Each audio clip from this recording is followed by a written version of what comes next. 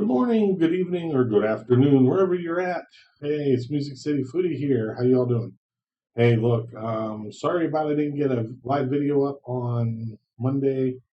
Had some stuff come up I had to take care of. I apologize. I'll get on board eventually and get in line with this stuff.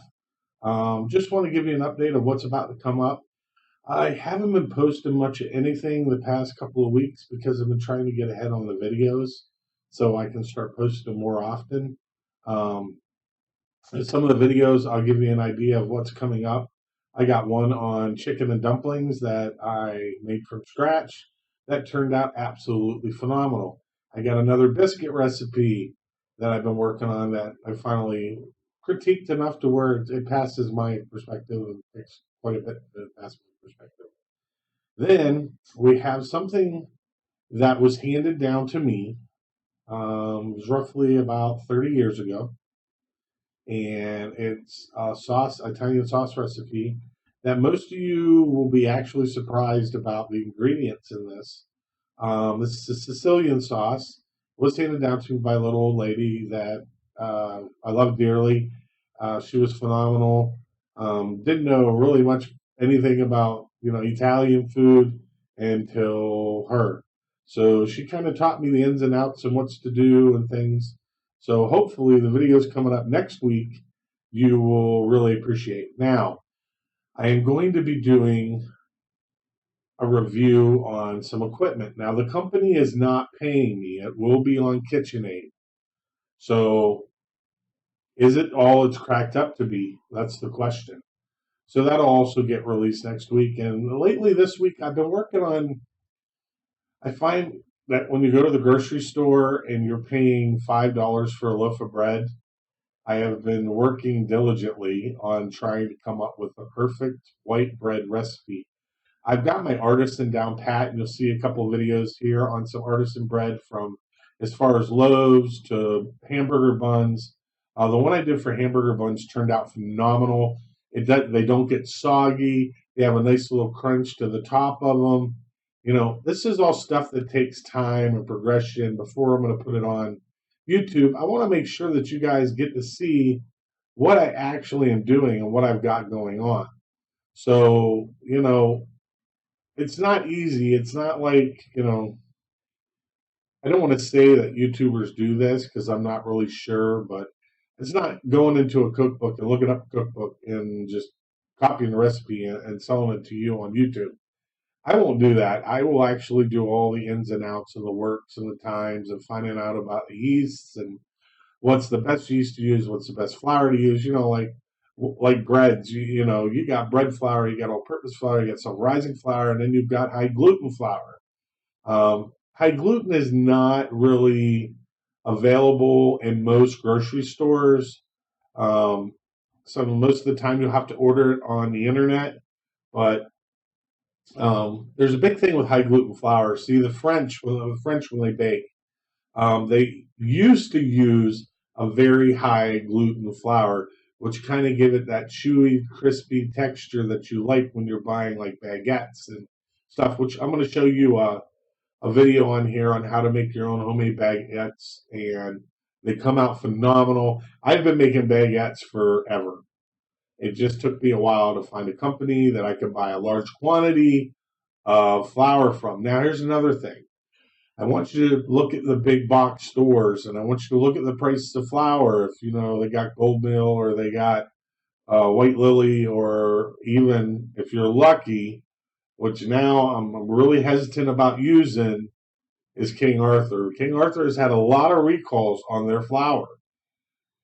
And it worries me that they're lacking on the point of their cleanliness. So I've kind of backed off of using anything from them for the time being, anyways. Sorry, that was my computer telling me it's updating something, of course. When isn't a computer updating something? Um, so there's different types of flour. To get back to the high gluten deal, I finally found a company I could buy high gluten from. Now I'm going to give you guys a little key on what I do here at home that you guys can do. Now, in buying a loaf, or say a loaf, buying a bag of all-purpose flour is $4. Sometimes 3 if you get it on sale. That's for 5 pounds. Okay. Now you can go out to a big box store and you can buy all-purpose flour that you can use for baking and cooking and cakes and whatever. You can buy one of those for about $16.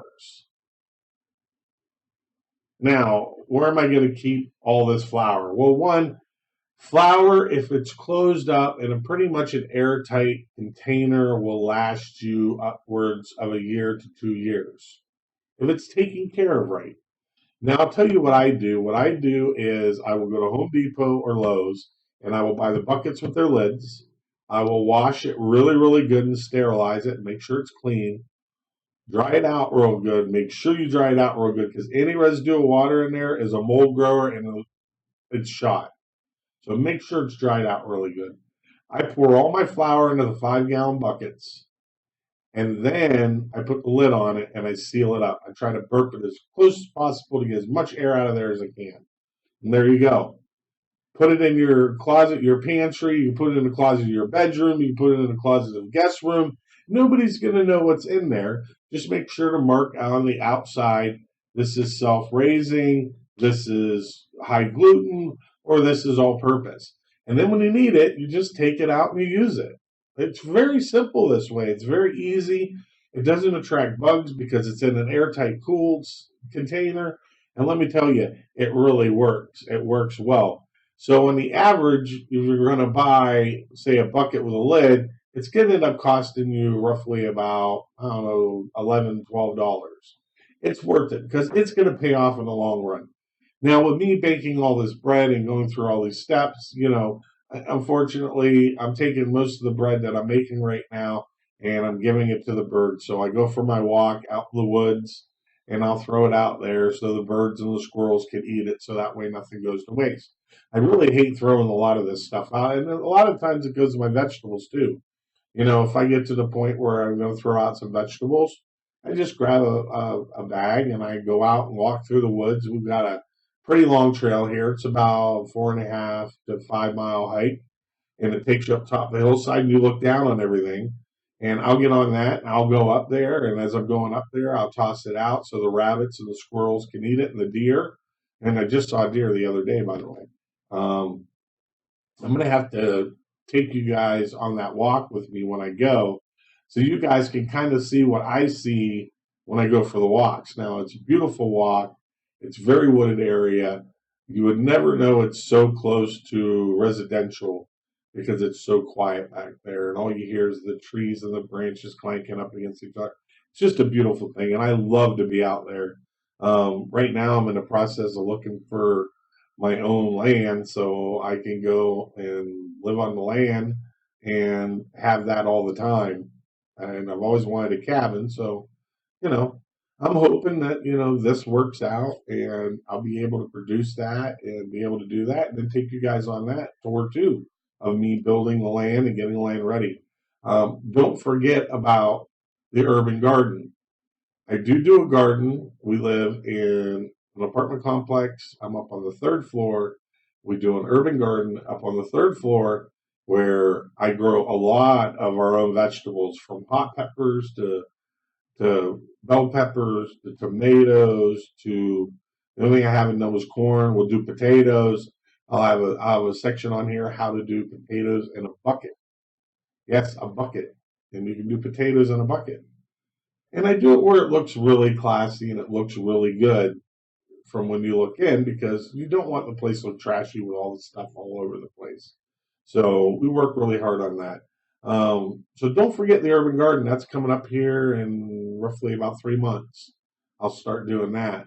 And I'll start getting everything ready and situated and get my plants started. And I make a mini greenhouse where I put all the plants in the mini greenhouse so they can grow and get started.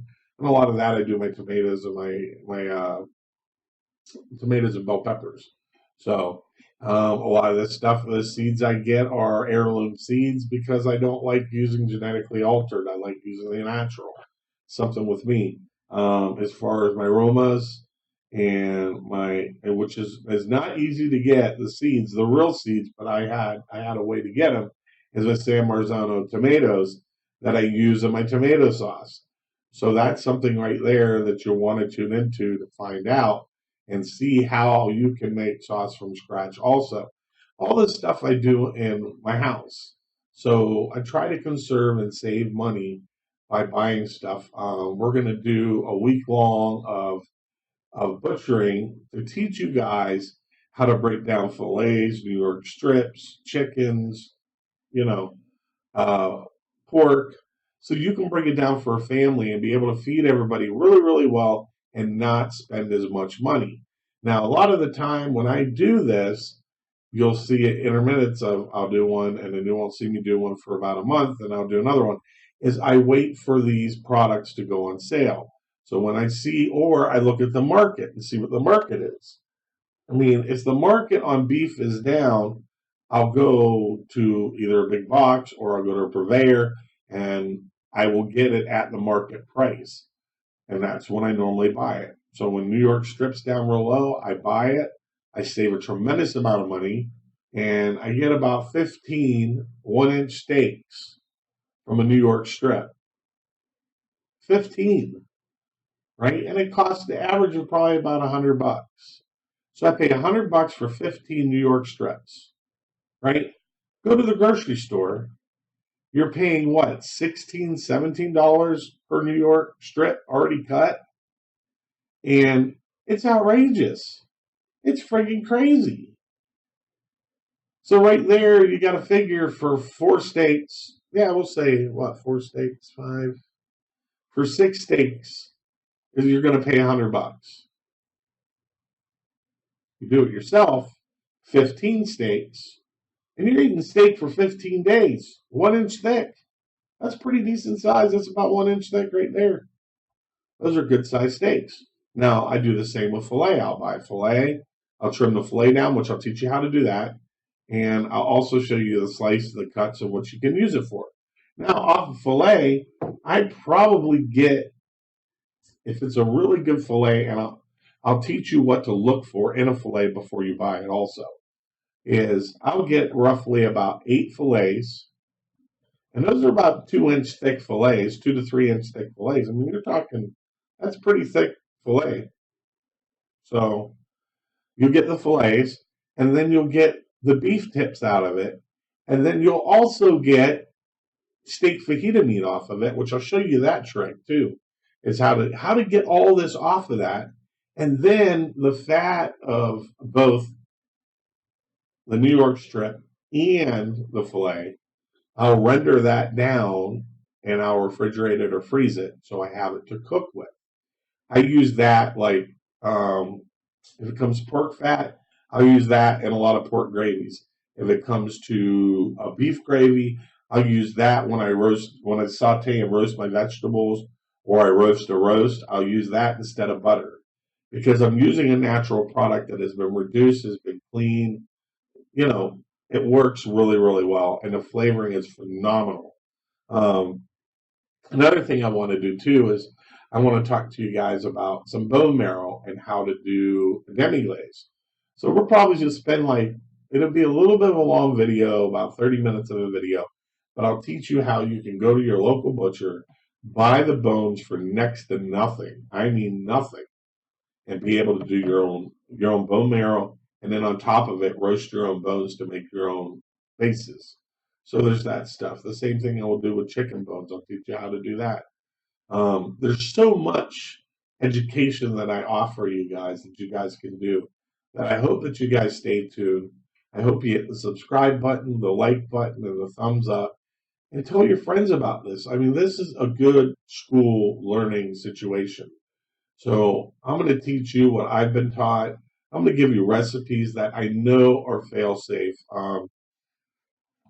When I first got on, sorry, I had to fix that on the computer.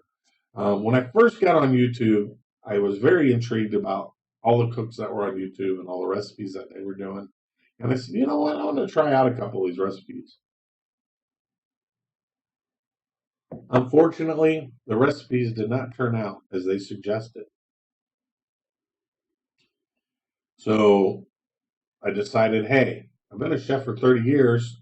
I'll test everything and make sure it works first. And then I'll put it on here. So, hey. Now, as you've seen, some of the videos that I've done previously have been a little generic and not as, not up and going and stuff. And, I'm just starting out. So just hang in there with me. The videos will get better, they'll get cleaner, we'll get a lot more processes done.